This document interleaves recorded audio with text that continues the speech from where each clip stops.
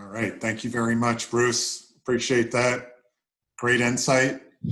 I want to now come back on, guys, and introduce John Shaffer to the event.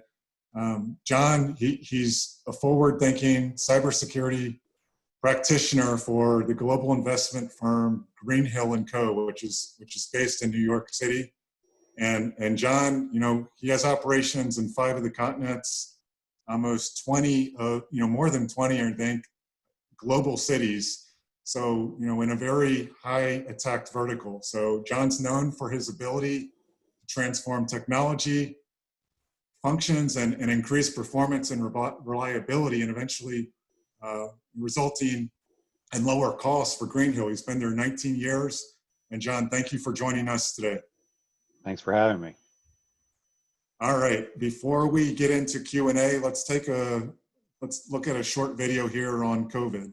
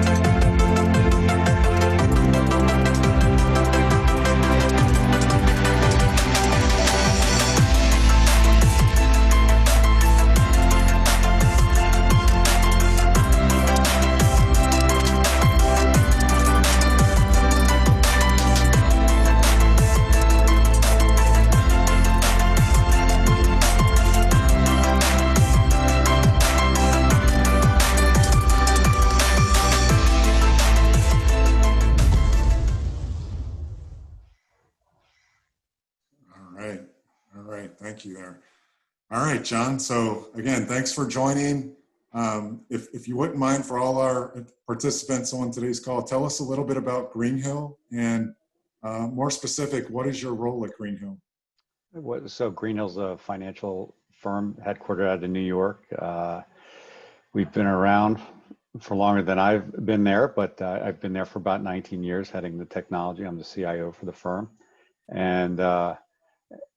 And over time, security became a much more important element. So it's become progressively more important to us. And I probably spend 50% of my time, dealing with security now, in my role as the CIO.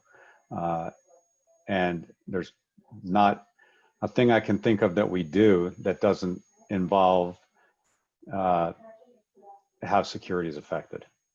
So I think it's a prominent role within the organization. All right. Well, just seeing your operation and how you're in charge of security operations for infrastructure, 5 different continents, all these major cities. How do you prioritize your response in dealing with cyber attacks? I mean, everybody's been talking a lot in this conversation. I think there was a good word in there, and it's really orchestration. I think the truth is we could have 500 people in an organization, and we're still not going to be able to go through and deal with all the alerts and all the information we get and how to sift through it. So it really is trying to get systems, developing systems that help, orchestrate what's going on. And we put a lot of time and effort into, putting systems in place, reevaluating systems that help us get through the massive amounts of data that we see. All right. So sounds like you're making a conscientious effort to just keep things from spiraling out of control with complexity. Are you, with COVID and the threat landscape, I mean, how has it impacted Greenhill, and I guess what changes in the threat landscape are you seeing now? Uh, well, I would tell you that I don't think, for us, COVID has really affected the way we do things. But, I'll go back to even just what everybody was talking about earlier. There's a lot of preparation that goes into game time, and, COVID's game time. And if you were being reactive after COVID, you're probably in a little bit more trouble. So I think that, we've spent a lot of time preparing our organization, for these threats. I'm not sure that we prepared for 100% of our workforce to be working remote.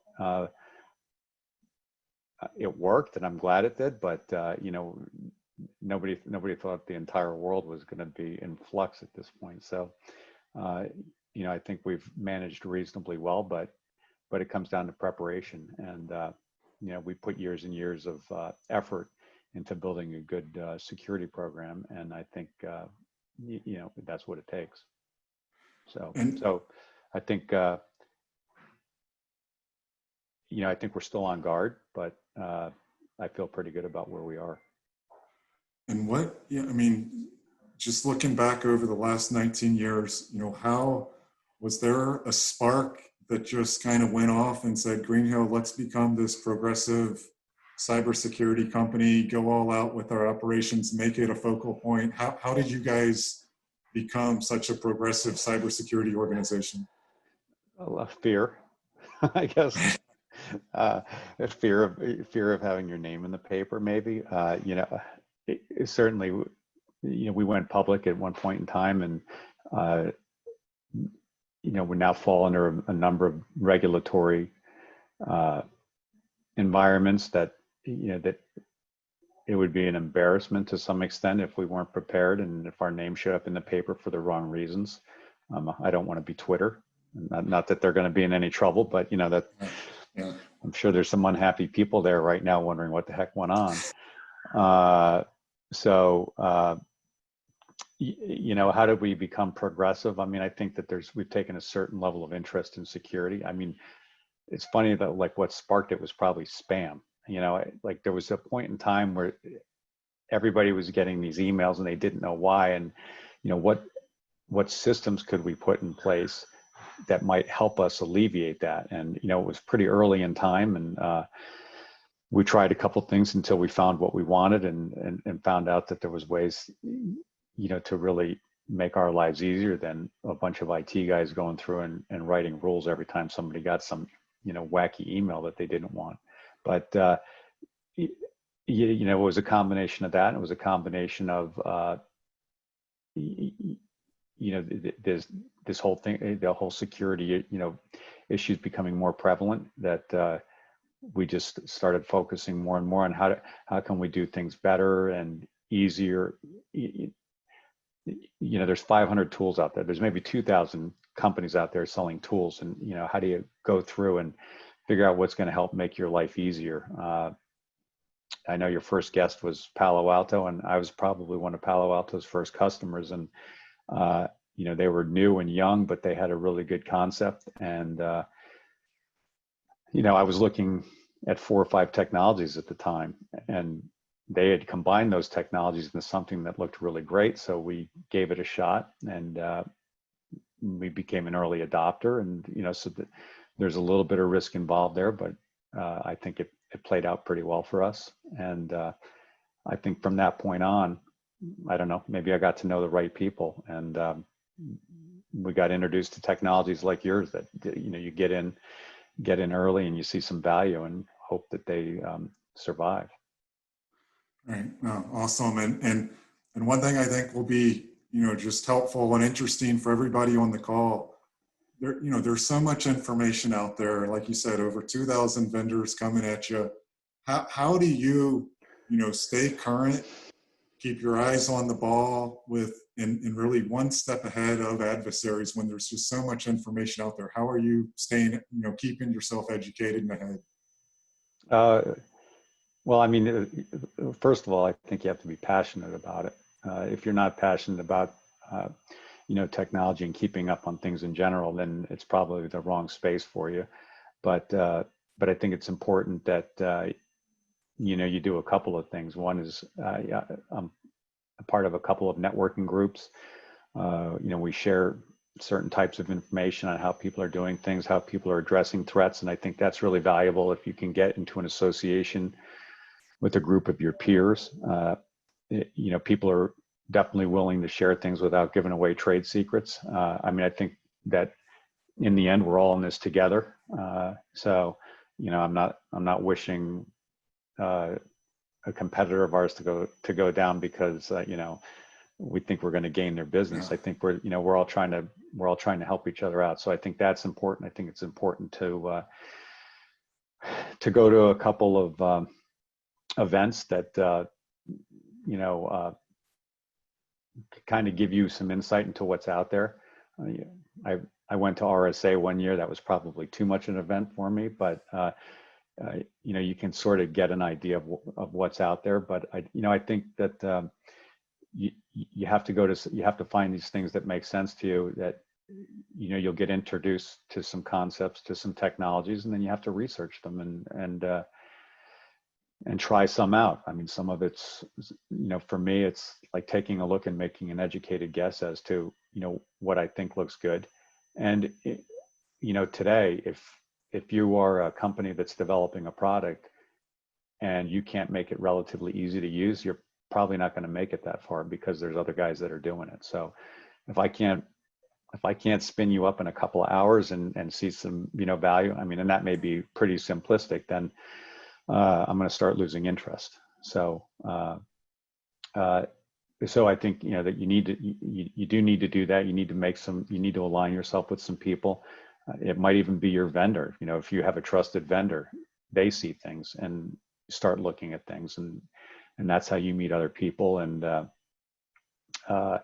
look at, products that complement each other. And I think that's what a lot of the vendors are doing right now. Like Lumu has a specific thing, but you might work with a SIM vendor, or you might work with somebody else to be able to start to bring in a couple different sources of intelligence to start making some educated decisions on what's going on in your environment. Awesome. One more question for you. Just, in your mind, when you look at protection and prevention from cybersecurity attacks, how do you bring in detection? Like, is there a ratio in your mind of let's assume the adversaries are already inside and do more inside, or, you're throwing kind of the kitchen sink on the outside with protection? Well, I think we have a lot of tools. I think we've tried to streamline our tools. At the beginning, somebody had mentioned the cyber kill chain at one point, and early on we had done some audits, and, we measured ourselves against the cyber kill chain and, what tools we had in each segment. And I think we, covered them, fairly well. But what I think what we've really moved to, and I'm going to cheat here because I screenshotted the screen from the beginning, but it really comes down to, how are you continually assessing your environment? And I think that's really what's important right now. If you do the example that I was thinking of is, everybody does an annual pen test, or at some point everybody did an annual pen test. But if you think that that's good enough for the next 364 days of the year, you have really exposed yourself, in my opinion. So we've moved to this concept where we continually assess our environment. We run internal assessments against our tools. We want to test the effectiveness of our tools to make sure that they're at least doing what they're advertised to be doing, and when they're not, then we either go back to our vendors and ask them why they're not doing it, or or maybe we have to look at something else. So I think it's really important that you start bringing in things that are always looking, and there are no major gaps, because it doesn't take more than a week to really get yourself in trouble at this point in time. And that's my opinion, but I think it's fairly accurate. Yeah, no, and yeah, it's actually measuring what's going on behind all the tools, right? Holding stuff accountable. That's what Lumu's doing when Ricardo showed that feedback loop, and just closing the loop up so where those air gaps are, Yeah. what cybersecurity tools are, doing what they're advertised, not just relying on what they're saying. Definitely sounds like a pragmatic approach. Well, it used to be that, you would get a tool because it checked off a box that you were, that you covered yourself from an endpoint detection, or that you had some, okay, we have a firewall, and your auditors will, think of like, okay, well, they check off the firewall box, not knowing how well the firewall is working, whether you're blocking the right things or not. So, that's great and all that, but that's not good enough. I don't think that's good enough for me, and it's probably not good enough for most people. It's like, now, let's really see, do I have it working right? And there's a lot of good tools out there, but if you're just buying the tool to check off a box and you haven't configured it correctly, or, what good does it do for you? So I think you need to continually assess your toolkit. You need to continually make sure that it's tuned properly, and that's all part of that continuous assessment of your environment. Awesome. Yeah. Some method to the madness out there, and stay on it. John, I want to thank you for coming on today. For all the participants, again, John, he's doing this at a global level. Again, 5 of the continents, 20 global cities, maintaining cybersecurity for really a highly sought after vertical and business. So, John, thank you so much for taking time to join us all today. Thanks for having me.